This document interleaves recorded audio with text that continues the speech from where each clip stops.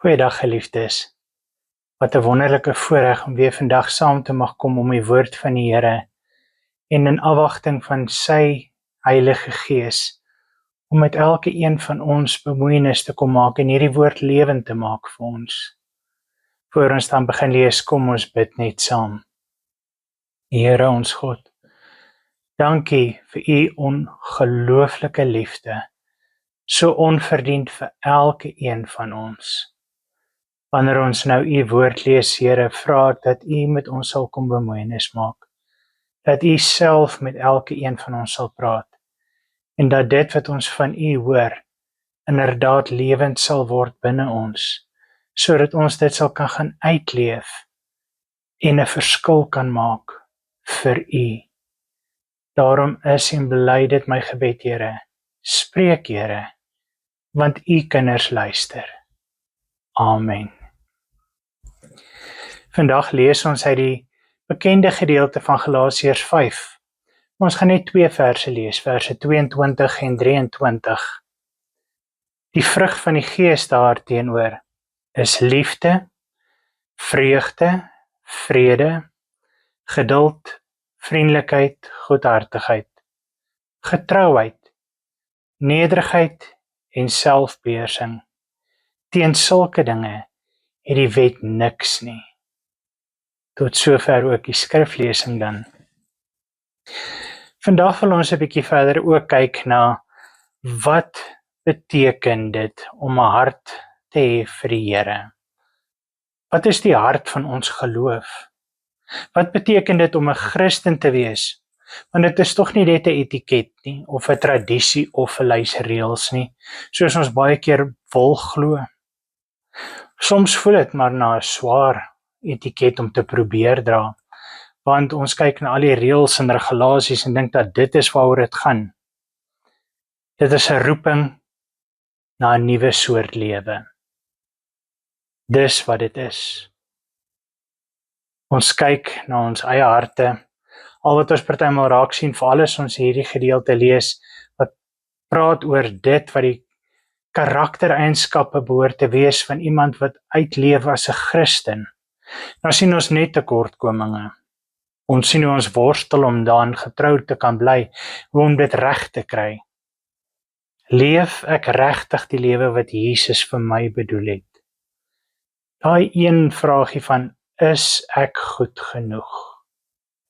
Die antwoord lê nie in 'n harde poging nie. Met ander woorde, dit beteken nie ons moet harder probeer, en dis al hoe ons dit gaan regkry nie.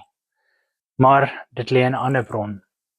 Want Jesus het vir ons gesê, as ons lees in Johannes 10 vers 10, ek het gekom sodat hulle lewe kan hê, en lewe in oorvloed kan hê. God wil nie net ons kom red om eendag in die hemel te kan wees nie. Hy wil ons nou al kom verander. Hier, nou. Hy bied ons die lewe aan wat vrugte kan dra. Nie uit ons eie krag uit nie, maar uit die krag van die Gees. Die hoofteks in Galasiërs 5 praat hier van die vrug van die Gees. 'n Vrug groei nie deur dwang, deurdat jy hom forceer om te groei nie. Nee, glad nie. Dis net wanneer die vrug aan 'n gesonde boom kom, wat hy met natuurlike aksie deel vorm van hierdie gesonde boom. Hy spruit uit die krag wat hy kan put uit die bron waarin hy gevestig is. So is dit ook met ons. So is dit veronderstel om te wees met ons. Die kern daarvan kom baie sterk tevore. Die gawes wat ons hiervan lees is nie net 'n lysie nie, maar is 'n lewe uit 'n hart wat verander is. Ons kan let op Paulus wat hier skryf, en hy skryf glad nie dat die werke van die Gees is die volgende nie. Nee, glad nie, hy praat van die vrug van die Gees. Dit dui op iets organies, iets lewendig, 'n realiteit, iets wat binne ons moet uitgroei. Hierdie 9 eienskappe is nie 'n toets wat ek moet slaag nie. Dis 'n beskrywing eintlik, as ons mooi gaan kyk daarna, van wie Jesus is. Dis die 9 eienskappe. En wanneer Christus in ons is, woon sy gees ook mos binne ons. En dan begin sy karakter al hoe meer uitkom, al hoe sterker weerspieël in my daaglikse lewe. Kom ons kyk kortliks na hierdie lysie van die vrugte van die Gees. Die kenmerke van 'n Christelike lewe. As ons kyk na die eerste 3, dan is dit tog liefde, vreugde en vrede, of blydskap en vrede, afhangende van die vertaling. Dit is die innerlike oriëntasie hierdie. Dis 'n lewe wat geanker is in God se onvoorwaardelike liefde. Wat kan lief hê ten spyte van my en jou se onwaardigheid. Tog het God ons so lief. Dit vir blydskap, nie in die omstandighede nie, maar in die teenwoordigheid van God. Dit ervaar vrede nie net as die afwesigheid van probleme nie, maar juis oor die teenwoordigheid van die vors van vrede wat saam met my is. Ja, selfs in die middel van my groot storms, selfs in my moeilike tye, kan ek die vors van vrede ervaar as hy saam met my loop. Filippense 4 vers 6 en 7 sê tog, bekommer julle oor niks nie, en die vrede van God, wat alle verstand te bowe gaan, sal julle harte en gedagtes bewaar. As ons kyk na die volgende 3, geduld, vriendelikheid en goedheid. Dis nie goed wat ek na myself toe mik nie. Dis nie innerlik georiënteer soos die liefde of blydskap en vrede wat ek moet hê nie. Dis inteendeel die teenoorgestelde, dis wat ek moet uitstraal. Dis uitwaarts gerig teenoor die wat ek heeldag mee in aanraking kom. Die mense op my pad, ja selfs hulle wat dit partymal vir my baie moeilik maak om die pad te kan loop. Geduld of daai lankmoedigheid is die vermoë om swaar kry en frustrasie te kan verdra, soos God ook geduld gehad het met my, met jou, nog steeds het. Vriendelikheid is geneig om na ander toe gerig te wees in 'n groot genade. Goedheid is die aktiewe welwillendheid om die regte ding te doen. Dink aan Kolossense 3 vers 12. Trek dan aan as uitverkorenes van God, heilig en geliefd. Innige ontferming, goedheid, nederigheid, sagmoedigheid en geduld. Het ek dit? Geloof, sagmoedigheid en selfbeheersing. Daai laaste 3 dan, hulle is Godwaarts gerig. Nie selfwaartse dimensie nie. Want geloof is gerig tot God. Dis 'n troue geloof in sy betroubaarheid, om te weet hy sal daar wees vir ons. Dis die wete dat hy nog altyd vir ons voorsien het en nie gaan ophou nie. Getrouheid, dis die vertroue op God.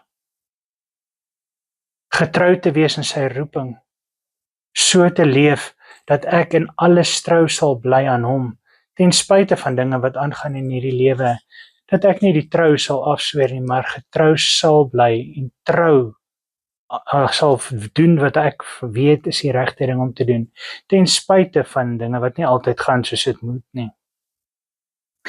Sagmoedigheid. Sagmoedigheid is nie 'n swakheid nie. Maar sagmoedigheid, wat is dit dan? Dis krag onder beheer. Dis 'n gebrek aan aggressie.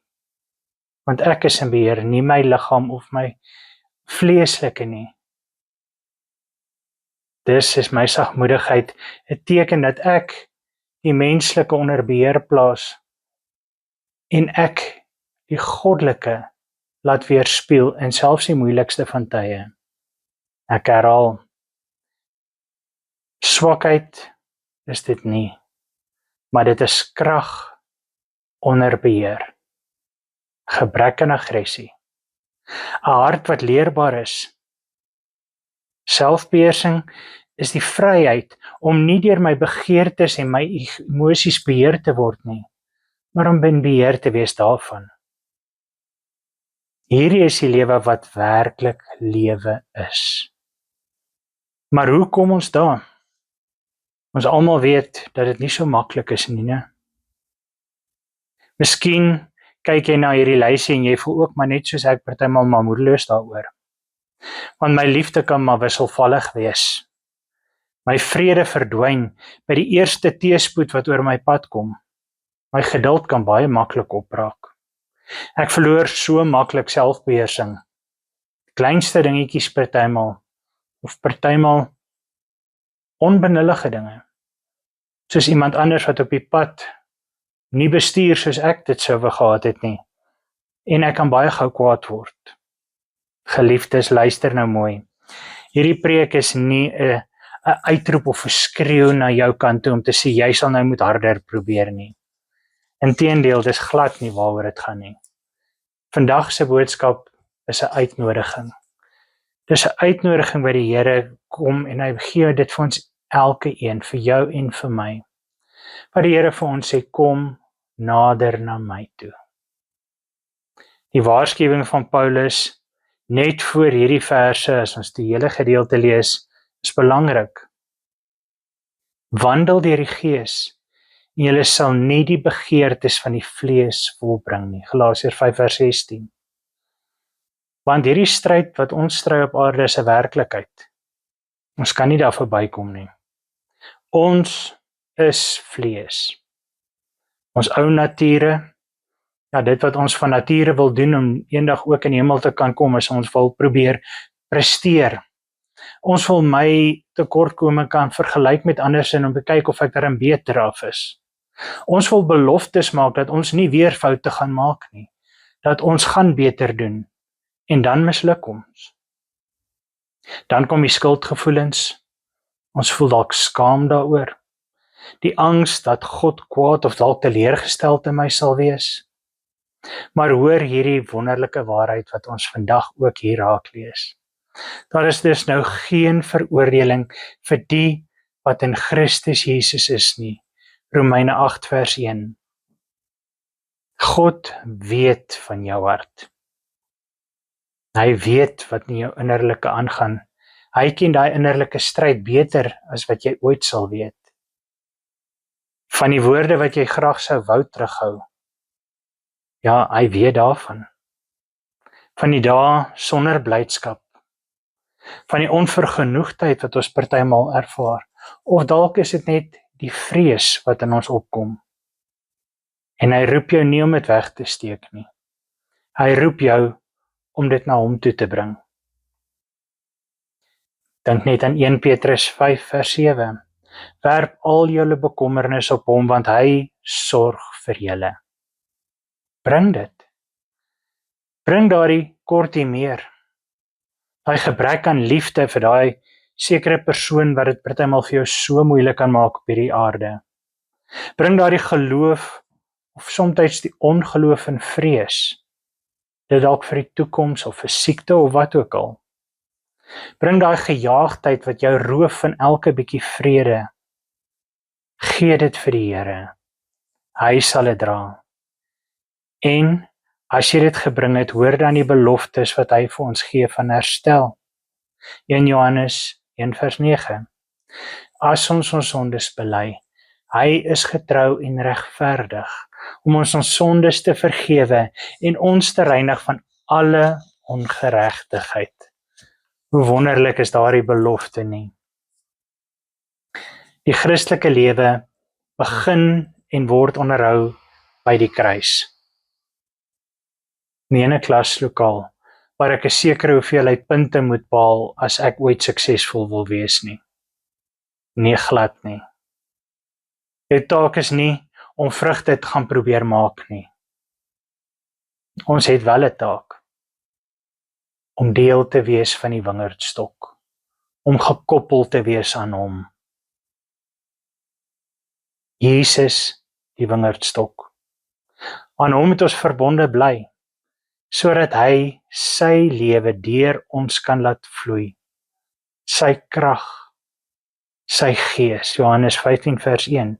Hy is die wingerdstok en ons net lote. Daar waar die tuinier al die dorre takkies kan wegsny in ons eie lewe ook. Genoeg kunsmis kan voorsien, water van sy groot genade. Maar hy vra vir jou toestemming. Mag ek daar wees vir jou, mag my gees in jou bly, mag ek so deur jou lewe, dat my gees binne jou sal wees. Want wanneer my gees in jou is, sal my gees vrugte dra, en ander sal my kan sien in jou. Hoe maak ons dit dan van toepassing op ons lewens? Hoe leef ons dit uit? Hoe kan ek prakties hier vandag dit begin toepas in my lewe? Begin elke dag by die voete van ons Here. As jy jou oë oopmaak in die oggend, moenie begin met die lys van dit wat vandag moet gedoen word en klaar gekry moet word nie. Maar begin dit met 'n praktiese gebed. 'n eenvoudige gebed waar ek vir die Here vra, wees vandag by my. Here, hier is ek. Ek begin my dag deur U te vra om my te vul met U Gees. Ek begin my dag deur U vandag te vra om in te kom en my te lei, te wys wat ek vandag moet doen om nader aan U te kan beweeg. Lei my. Lees 'n klein gedeelte in die woord van die Here, nie omdat dit 'n plig is nie, maar dis tog ons voedsel vir die dag. Dis my boodskap wat my help om hierdie dag in te gaan en met krag te kan lewe. Wees dan ook waaksaam vir die werkmentaliteit. Wanneer jy agterkom dat jy jouself moet forceer om 'n goeie mens te wees, die regte keuses te maak. Besef dat dit nie is 'n natuurlike aksie van jou. Vra dan die Gees om in te kom. Vra die Here dat hy deur sy Gees vir jou die liefde sal wys vir die wat dit moet kry. Dat hy aan jou sal openbaar hoe jy moet reageer. En dat sy Gees vir jou die liefde gee wat nodig is om ook in hierdie lewe in te gaan. Mense deur sy oë te sien en hulle met dieselfde liefde, respek en genade te behandel as wat ons ontvang het. En wanneer jy agterkom jy het tekortkominge, soos ons almal maar het, wanneer jy weet jy het 'n fout gemaak, bely dit net voor die Here. Sê Here, ek is jammer. Ek het weer geval. Draai onmiddellik om en bely dit en weet jy's nou vrygemaak daarvan. Want dis wat die woord vir ons tog gesê het ook vandag. En kyk na Jesus.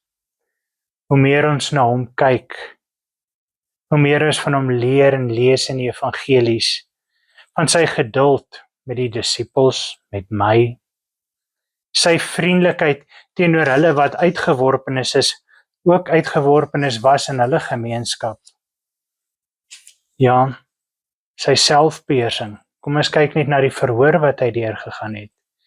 Daar waar die mense geen probleem gehad het om aanklagtes teen hom te bring, wat glad nie waar was nie. Maar hy daarvoor ter dood veroordeel moes word. Sy volmaakte liefde. Ja, daai liefde wat selfs in die kruis so sigbaar was. Volmaak. Waar hy nie hulle wat homself gekruisig het of laat ter dood veroordeel het, vir een oomblik haatlik teenoor hulle opgetree het nie, maar eerder gebid het dat die Here hulle sal vergewe omdat hulle nie weet wat hulle doen nie.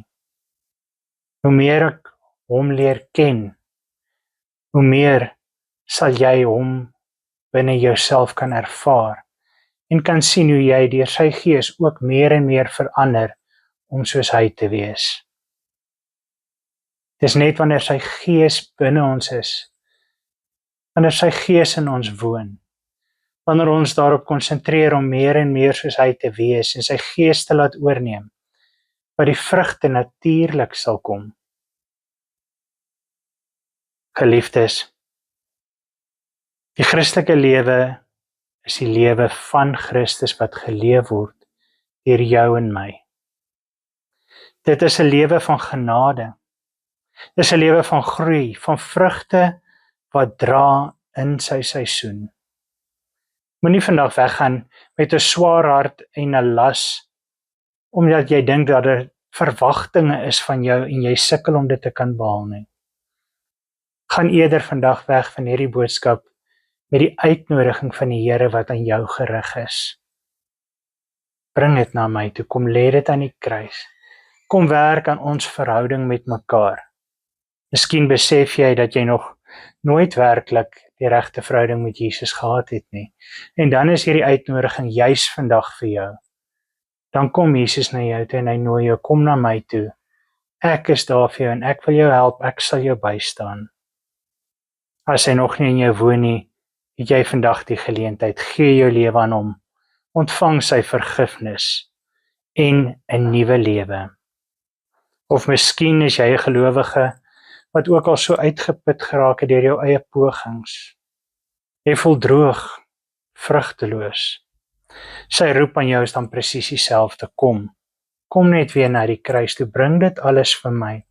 Ek sal jou help. In jou mislukkings, jou teleurstellings, dit in jouself en in ander en al hierdie dinge van die wêreld, werp dit net op hom.